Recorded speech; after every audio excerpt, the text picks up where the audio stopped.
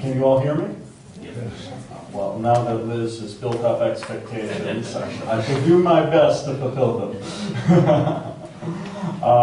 Thank you very much to Liz Pelicano, Tony Charmaine, the other folks at the Institute of Education, and also to Autism Rights Movement UK and the other groups that played a role in bringing me here to the United Kingdom. I've had occasion to be here for only a little while so far, but already I've found a fantastic country that I'm honored to have had the occasion of speaking to and learning from, and I appreciate the opportunity to talk to you about the ways in which we can work together to mutually advance our international conversation about autism. If there's one constant that we learn from a cursory glance at history, it's a fairly simple one. History speaks to us. In every generation and in every age, we learn a new example of how we can move forward as a society. History speaks to us, and being the fairly cheeky lad that history is, what it consistently tells us is, you're not doing it right quite yet. And, when we talk about this in the context of autism, one of the things that I think can be very difficult for people to understand is when we're referring to autism and the challenges associated with autism and the questions that are raised for society about autism, the problems that are emerging are not just problems around the need for more. I think it's certainly the case that there's a need for more research funding and more service provision and more policy. That's absolutely true. But there are also problems that are emerging around the need for a different kind of approach to the autism spectrum and those of us on it, and a different kind of approach to autism policy and autism research and autism education. Now, when I think about my personal experience with these issues, growing up as an autistic person and going through the school system and experiencing at various points very significant difficulties, sometimes with my peers, sometimes with the educators that were serving me, I recognize and I remember one thing that consistently comes up in these sorts of issues, that it wasn't just that I needed access to more things, though I did. And it wasn't just that I needed more services, though I did. But I also needed, growing up, and I think the community of autistic people in the United States and in the United Kingdom and worldwide needs a more fundamental re-envisioning of attitudes towards autistic people of all ages, and a greater respect given to our role in this conversation that is too often occurring about us, without us. One of the things I find the most odd about the international conversation about autism is, even over the course of the last 20 years, when it has expanded to a degree that we could hardly think possible. You'd be hard-pressed to think of a single television program that does not have a very special episode about autism at one point or another, or a celebrity that has not at one point or another done some kind of autism fundraiser or autism event. Some of them for good, some of them for less good. But even as we see an incredible raise in the public profile around autism, there is a disturbing exclusion, all too often, of the people who should be at the center of that conversation. Those of us on the autism spectrum ourselves, those of us who are ourselves autistic. And, we see this in countless respects. I remember a couple of years ago, 2007, the Autistic Self-Advocacy Network, and as Liz mentioned, the Autistic Self-Advocacy Network, the organization I run, is a group run entirely by and for autistic adults. So all of our leadership, all of our boards of directors, all of our staff members are ourselves on the autism spectrum. We engaged in a campaign to oppose a series of very offensive advertisements that were put up all across New York City, and they each claimed they were each fake ransom note, which claimed to be from a particular disability, which had supposedly stolen a child and put God knows what in its place. And we launched a response to these ads, and we were able to get them taken down in a relatively short period of time.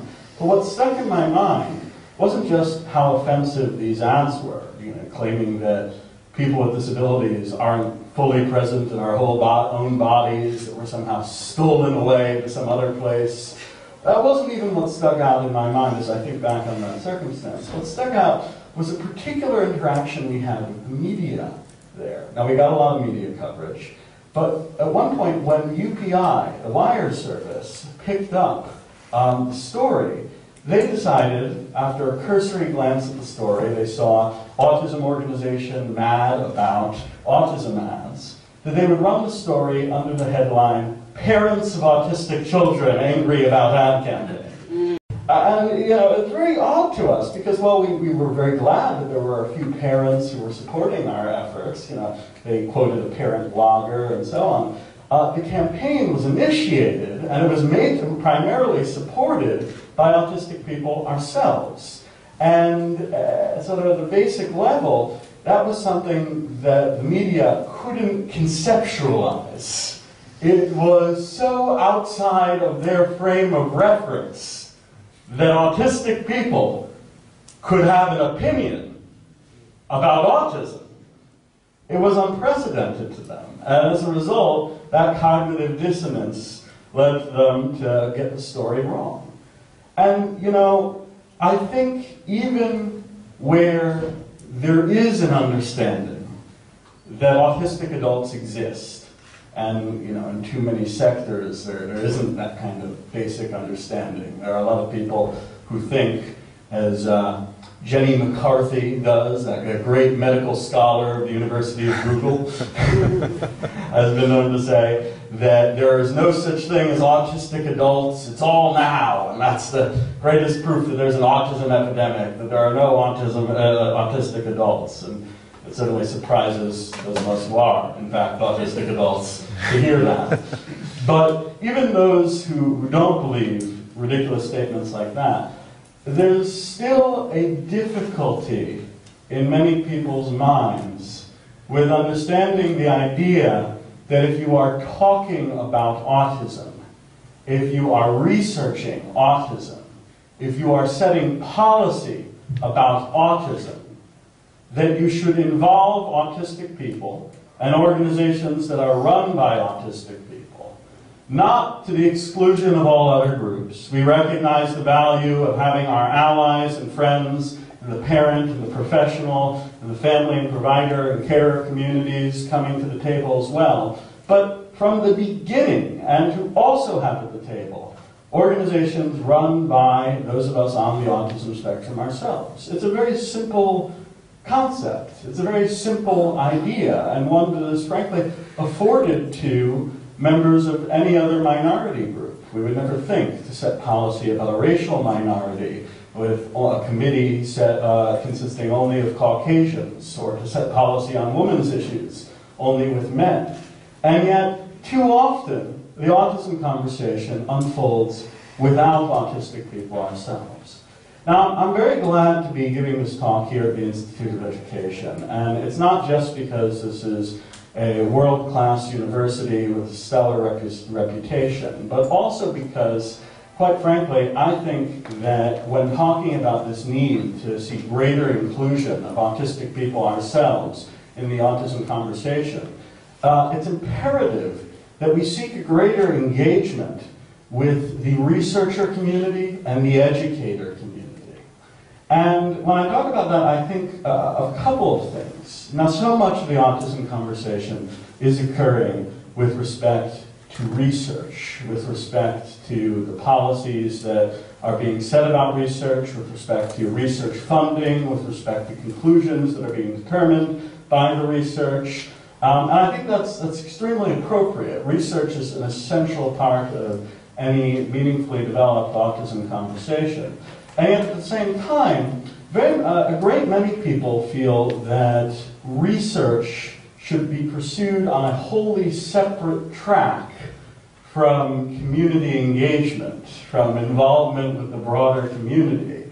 And that's something that's very troubling to us, because to our mind, research represents not simply an effort to employ researchers, or an effort to find fascinating news stories for the science journalists to cover, but it in fact represents an effort of a society to invest in its future.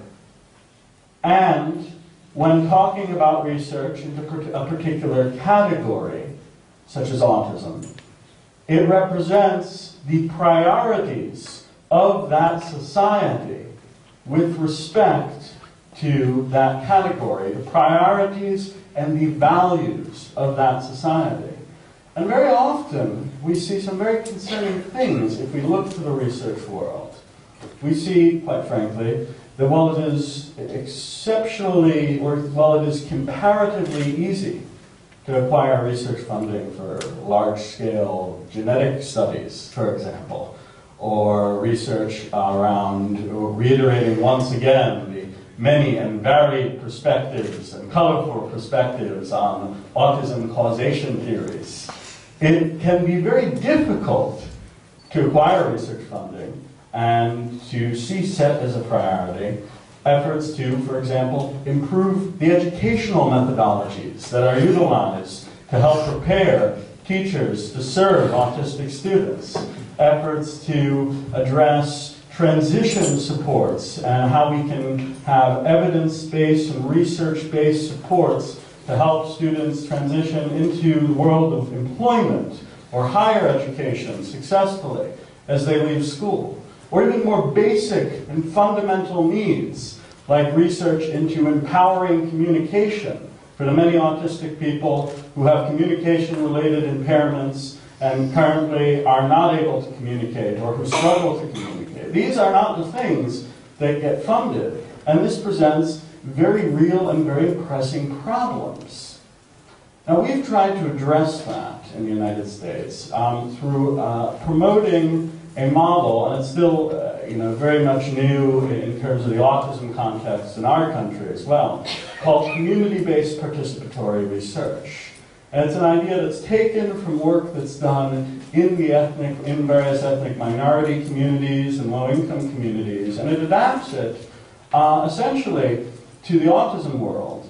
And the model essentially states that you should involve the people that you are researching, your subjects, as it will, your target community, as full partners in every stage of the research process. And researchers very frequently turn to community groups and advocacy groups for assistance, for example, in collecting research subjects, or in turning their research into policy, or into service provision.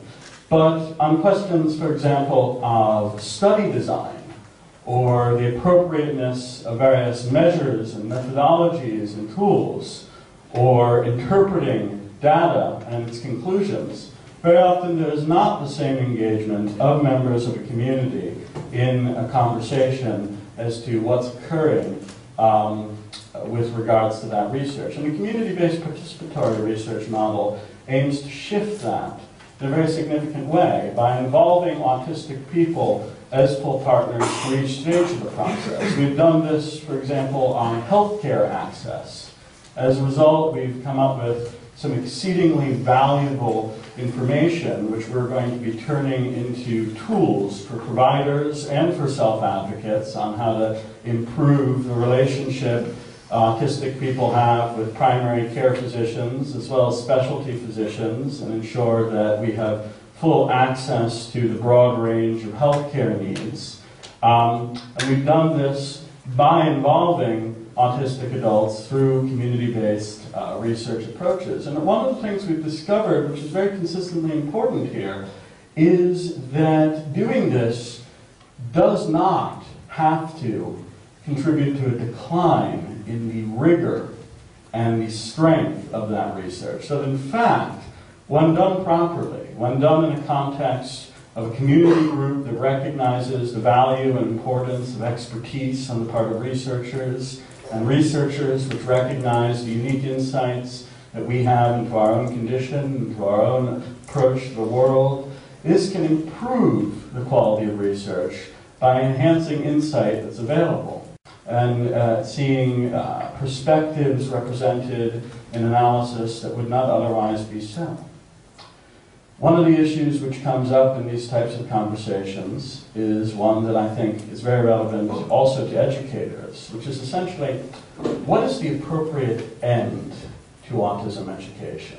What is the appropriate, and by end I don't mean completion, I mean means and ends. What is the appropriate objective to autism education and research? And very often what's sort of been cited around this and put forward is that autism advocacy is about trying to get rid of autism, to create a world without autistic people. Now that's a concept that many of us have a problem with, and frankly think is a somewhat dangerous one. If you are approaching research or approaching education from the standpoint that your objective towards an individual is to try and teach him how to be less, him or her, how to be less like himself or herself, how to appear normal. Very often there are fundamental problems which emerge coming out of the fact that you are not working with the person's developmental trajectory, with the person's needs, but instead towards a way of looking at a person which creates an arbitrary perception of what a normal person looks like, compares an autistic person to that normal person, and states, well, our objective is simply to move from point B to point A without consideration as to what that person's individual needs and points of view or aspirations or existing strengths or existing challenges might be. So for example, one thing that we see very frequently in autism interventions in education is a heavy emphasis on, for example, eye contact, or, to take another example, on not engaging in what's termed self-stimulatory behavior, stimming, things like rocking back and forth, or hand flapping, or other things that many of us on the spectrum do as a way of managing anxiety or expressing excitement or doing any number of other things that can be very important for ourselves and for our lives. Now, there are very real problems with taking that approach. For one thing, there are reasons why we do those things. Eye contact can be very anxiety-provoking for us. It can be an experience which, in fact, detracts from our ability to pay attention in a conversation or in a classroom or what have you. Things like rocking back and forth or hand flapping can be very effective means of managing sensory overstimulation, which many of us experience, or managing issues of anxiety, or simply expressing excitement. And from the point of view of trying to improve people's lives, it doesn't make sense to try and remove these things. But from the point of view of trying to eliminate autism, and are we moving forward on time, incidentally? Oh, wonderful. From the point of view of trying to eliminate autism, these things are put forward as legitimate objectives. Well, that really is something that has hindered the advance of a meaningful autism research and education conversation, because it's not focused on what people's actual needs are. It's focused instead on this perceived social goal of trying to make people normal. Once again, we return here to this underlying point. Should we be pursuing an autism conversation that is occurring without the involvement of the people that it is purportedly attempting to serve? When I talked about why I'm glad to be at the IOE, I mentioned not just researchers, but also teachers. And I think it's important we think about the role for educators in the context of these autism policy and research and intervention discussions, because frankly, it's very difficult to have a conversation about autism without involving educators, and quite rightfully so, given the central role that educators must play in trying to empower autistic children who will later become autistic adults to be full citizens in our society.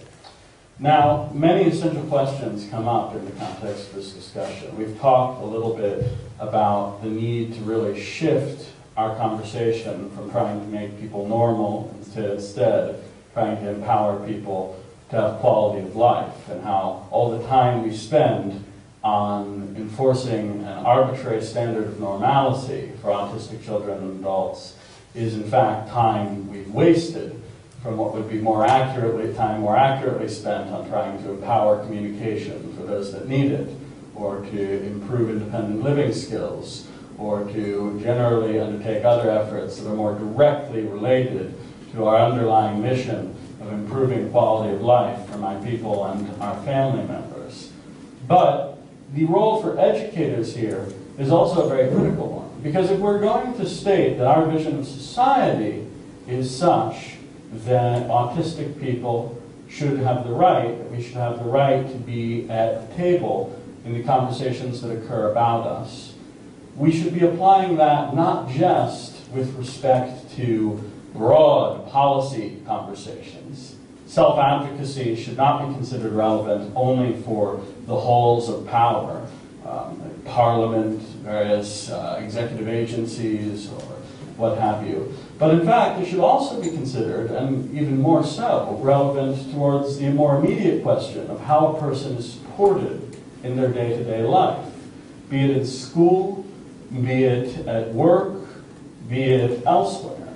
And one of the things that I see as very concerning is that very often in the education system, the perception is out there that autistic students are moving through the education system primarily in order to try and improve how normal we look, and there's no real thought to what's going to happen after we leave it, after we leave the education system, in part because there isn't consideration of the existence of a broader community of autistic adults, but also in part, frankly, because the idea of self-advocacy in the context of education is not one that often comes up. I remember I gave a series of talks to classes of students with disabilities at one point in the United States. And I asked them, who talks the most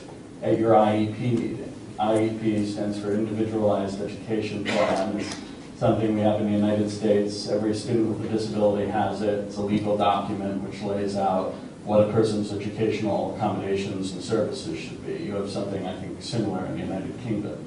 And the answer that I received to that question of who talks the most at your IEP meeting was almost invariably my case manager or my mother.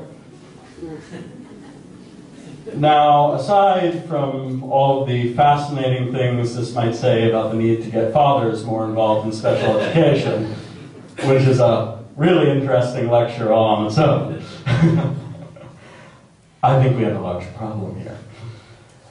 We have a system which pushes autistic students, and frankly students with disabilities in general, from grade to grade, states that all of the relevant decisions should occur between should be made by experts, and at best between experts and parents, And then, after a student has graduated, pushes them out in the world, says, go fend for yourself, and when we fail to do so, says, well, clearly you're too disabled to work or to be included in society, so you know what, let's just have you live on the margins for the rest of your life in a state of dependence and not having the opportunity to be empowered, not having the opportunity to receive the services and the supports to achieve our aspirations.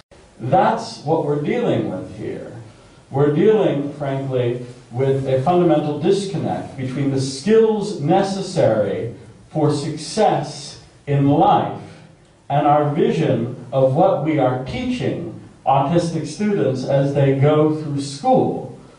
Because that idea of self-advocacy, that idea of directing your own services, of knowing what your own needs are, of knowing what you want out of life and trying to think of how you can get it, it's not something that comes about just from some type of specialized training or what have you. Typical children tend to understand these things, and insofar as they don't, they receive opportunities to do so.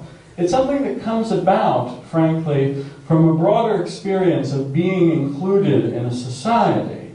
And as we move through our school experience, many of us face significant bullying. Most of us face significant bullying. Most of us face broader social exclusion in a wide variety of ways. And so we get locked out of the kinds of experiences that teach typical children these necessary skills of self-advocacy and self-direction, and end up in a state of affairs in which assumptions are made about us, that we are too disabled to benefit from the same kinds of educational services that other students get, that we are too disabled to have the kinds of lives that we want or aspire to, that are borne out mainly as a result of the low expectations that were had for us from the beginning. I think about my own experience. I went through the school system and I was placed in a wide variety of different educational settings.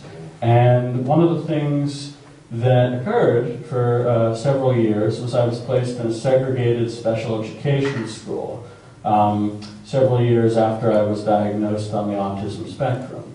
And the assumptions that were there about students with disabilities were really very disturbing, all the more so for the risk that those assumptions played in possibly becoming a self-fulfilling prophecy.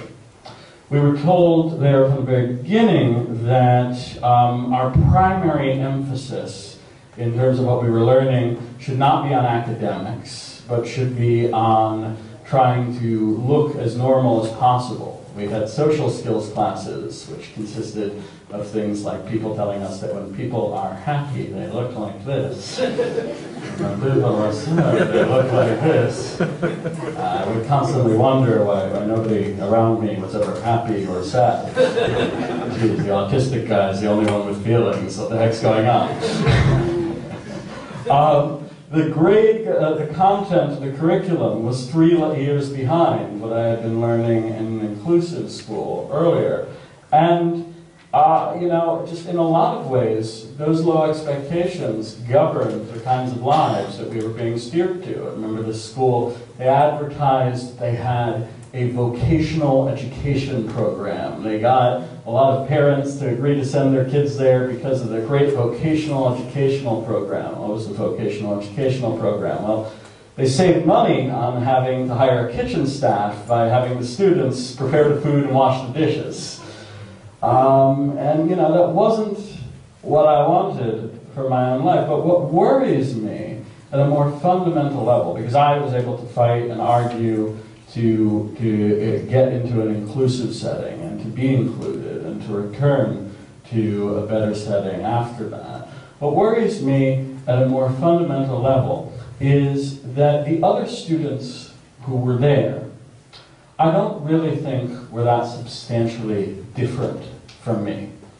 I understand that there are students with a broad array of disabilities, and that many of those disabilities are much more challenging than my own. I do believe that it is possible to include, and in fact research supports that it is possible to include and to empower to engage in some type of self-advocacy, even if it's not the same as the kind I'm engaged in, students with all different kinds of disabilities. But the students who I was attending school with, I believe, had some of the same potential that I felt I had, and some people would argue that I've shown I have over the course of the last few years. And they never received the opportunity to show that potential because of those low expectations, because they never got a chance to be included. They never had the chance to return to an inclusive setting. Many of them could have done the same things that I am doing today in terms of being involved in policy and being involved in advocacy and being involved in those other things. And yet they were denied that opportunity. And I think the lesson and the message that emerges from this is that the value of self-advocacy can only really be realized when we afford students an opportunity to A, speak for themselves and be heard and be listened to when we do so. Obviously, parents have to be at the table. Children don't make all the decisions for themselves, but if we wait until people become adults to give any consideration to people's choices, they won't be prepared to make those choices after they are prepared to do so. But B, also to be included with our peers. I've spent a lot of time talking to parents in both the United States and the United Kingdom. And very frequently what I hear is that families are told that they have a choice between putting their child in a general education classroom without services and supports, or putting their child in a segregated classroom with services and supports. And then those parents who choose the general education classroom and their child fails there are told, well, inclusion doesn't work for your child. Well, frankly, that's a false choice. And you're setting that up, or you're setting inclusion up to fail there. Real inclusion, as distinguished from simple mainstreaming, is a general education classroom with the right training for the teacher, with the right supports and services present, with the right services being put in place, with a student who is being empowered to advocate for themselves.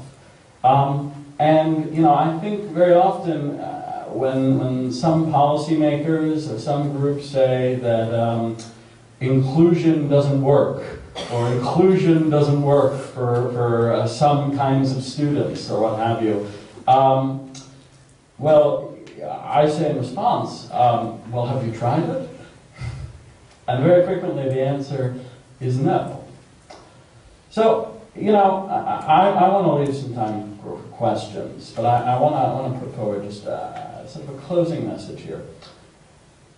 We have an opportunity as we move forward the autism policy and research and education and prevention and so on discussions to meaningfully reply to history in its statement of, you haven't done it right yet, by saying, well, no, not yet, but we're trying. We have an opportunity to move the ball forward, to have a meaningful conversation that actually involves all stakeholders, not necessarily just the ones that are easy to talk to work on an autism policy that doesn't just give us the opportunity to say we're doing something for people's lives, but to actually accomplish measurable gains that will lead to more autistic people who have jobs, more autistic people who are able to succeed in the community, more autistic people who have the kinds of lives that we want and that any person would want for themselves or for their loved ones. But if we're going to do it, we cannot do it without the involvement of the people we're purporting to be serving. Success and quality of life can never be given as a gift. And frankly, it would be better and there would be more dignity to it if we as individuals and we as a community had the opportunity to make mistakes and respond to them and learn from them and to move forward than to have all the right choices, by some people's definition, made for us and determined in advance. It would be better as a society if we recognized that the role for autistic people in the international conversation about autism is and always has been at the center of that discussion, starting from the beginning towards the very end. Thanks very much, and I'm looking forward to taking your questions.